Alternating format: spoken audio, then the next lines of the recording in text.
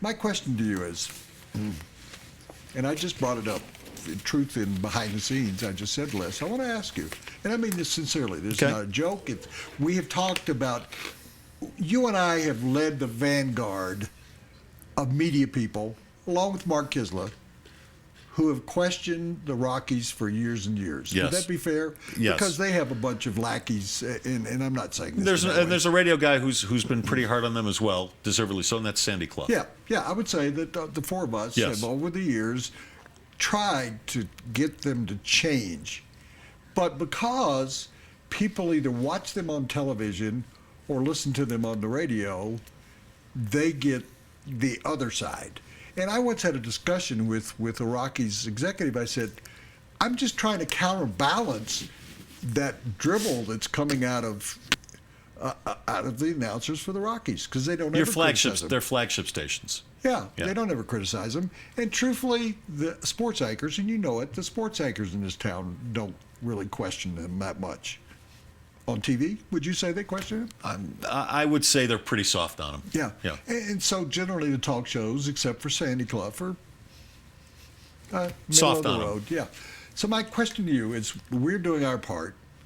There are fans in the past who have written to Dick Monfort, and we have seen the exchanges they've had with Dick Monfort, in which he said at one point, well, if you don't like the product, don't show up.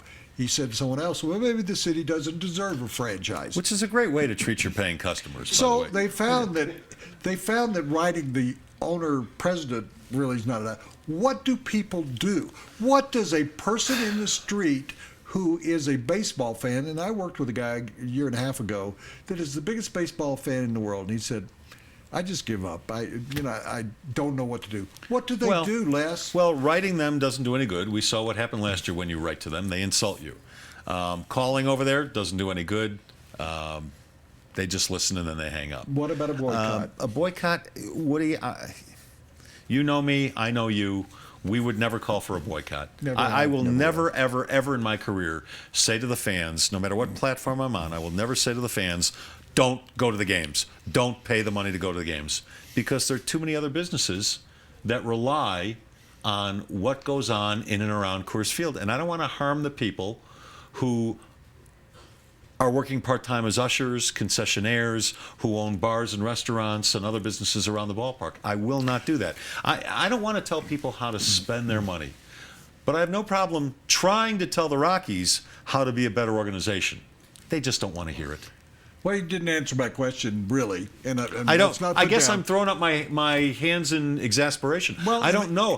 For years, you and I have been beating the drum. They don't care what anybody has to say, including us. And I may throw them up because I don't know.